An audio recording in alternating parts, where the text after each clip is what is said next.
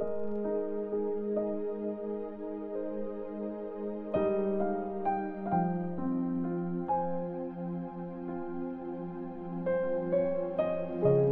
chapter 14. Ang kamatayan ni John the Baptist. Nung panahon na yon, nakarating sa ruler ng Galilee na si Herod ang mga kwento tungkol kay Jesus. Sabi ni Herod sa mga tauhan niya, siya si John the Baptist na nabuhay ulit, kaya nakakagawa siya ng mga himala. Dati, pinaaresto ni Herod si John the Baptist. Pinatali niya ito at pinakulong dahil kay Herodias na asawa ng kapatid niyang si Philip. Sinabihan kasi ni John the Baptist si Herod na hindi tama na pakasalan niya ang asawa ng kapatid niya. Gusto niyang ipapatay si John the Baptist pero natatakot siya sa mga Jews. Kinikilala kasi nila si John na prophet. Noong nag-birthday si Herod, sobrang natuwa siya sa pagsasayaw ng dalagitang anak ni Herodias sa harap ng mga bisita niya. Kaya sumumpa siya. Ibibigay ko sa iyo ang kahit anong hingin mo. Inutusan ng ina ang anak niya na sabihin sa hari, ibigay niyo po sa akin ngayon din ang ulo ni John the Baptist na nakalagay sa plato. Nalungkot ang hari pero dahil narinig ng mga bisita ang pangako niya, wala siyang magawa kundi ibigay ang request ng dalagita. Kaya inutos niya na pugutan ng ulo si John sa kulungan. Iligay ang ulo sa plato at binigay sa dalagita. Tapos dinala ito ng dalagita sa nanay niya. Dumating ang mga disciples ni John, kinuha nila ang bangkay niya at nilibing. Tapos pinuntahan nila si Jesus para i-report sa kanya ang nangyari. Pinakain ni Jesus ang 5,000. Nang mabalitaan to ni Jesus, umalis siya at sumakay ng bangka papunta sa lugar kung saan siya pwedeng mag-isa. Pero nabalitaan to ng mga tao kaya naglakad sila palabas ng kani-kanilang bayan at sinundan nila si Jesus. Pagdating ni Jesus sa tabing dagat, nakita niya napakaraming tao. Naawa siya sa kanila at pinagaling niya ang mga may sakit sa kanila. Nung gabi na, nilapitan si Jesus ng mga disciples at sinabi sa kanya, malapit na pong dumilim at liblib ang lugar na to. Paalisin niyo na po ang mga tao para makabili sila ng pagkain sa mga bayan. Sinagot sila ni Jesus, hindi na nila kailangang umalis. Kayo ang magbibigay sa kanila ng pagkain. 5 tinapay at 2 isda lang po ang meron dito, sagot nila. Dalhin niyo sa akin, sabi ni Jesus. Pinaupo ni Jesus ang mga tao sa damuhan. Tapos, kinuha niya ang 5 tinapay at 2 isda. Tumingin siya sa langit at nagpasalamat sa Diyos. Hinati ni Jesus ang mga tinapay at binigay sa mga disciples. At binigay yun ng mga disciples sa mga tao. After nilang kumain at nabusog, kinuha ng mga disciples ang mga natirang pagkain at nakapuno sila ng 12 baskets. Nasa 5,000 ang mga lalaking kumain, di pa kasama sa bilang ang mga babae at mga bata.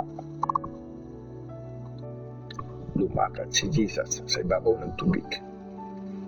Pinasakay agad ni Jesus sa bangka ang mga disciples at pinauna sila sa kabilang side ng lake.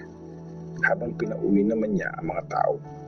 After pauwi ni Jesus ang mga tao, umakyat siya sa bundok para mag-pray. Nung gabi na, mag-isa na lang siya. Nung oras ding yun, malayo na ang bangka sa lupa at hinahampas ito ng alon dahil kontra ito sa hangin. Madaling araw na nang sumunod si Jesus sa mga disciples. Naglalakad siya sa ibabaw ng tubig. Nung makita ng mga disciples na naglalakad si Jesus sa tubig, natakot sila. Multo, sigaw nila. Pero nagsalita agad si Jesus. Lakasan niyo ang loob niyo. Ako to. Huwag kayong matakot. Nagsalita naman si Peter. Lord, kung kayo talaga yan, papuntahin niyo ako dyan sa tubig. Sumagot si Jesus. Halika. Galing sa bangka, lumakad si Peter sa tubig papunta kay Jesus. Pero Nung napansin ni Peter ang malakas na hangin, natakot siya at nagsimulang lumubog. "Lord, iligtas niyo po ako," sigaw niya. Inabot agad siya ni Jesus at hinawakan. "Napakaliit ng pagtitiwala mo. Bakit ka nagduda?" sabi niya kay Peter. Nung nakasakay na sila sa bangka, tumigil ang malakas na hangin. Tapos, sinamba ng mga nasa bangka si Jesus. Sinabi nila, "Totoo nga na kayo ang anak ng Diyos." Pinagaling ni Jesus ang mga may sakit sa Gennesaret. Nung nakatawid na sila sa lake, dumating sila sa bayan ng Gennesaret. Nakilala ng mga tao doon si Jesus at binalita nila ang pagdating niya. Kaya dinala nila sa kanya ang mga may sakit na galing sa iba't ibang lugar ng probinsya. Nakikusap ang mga tao sa kanya na ipahawak kahit yung laylayan lang ng damit niya. At gumaling nga lahat ng humawak sa damit ni Jesus. Matthew chapter 15. Mga minanang tradisyon. Nilapitan si Jesus ng mga Pharisees at mga teachers ng law na galing sa Jerusalem.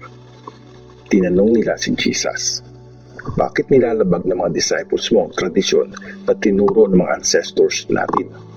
Hindi sila naghuhugas ng kamay sa tamang paraan bago kumain."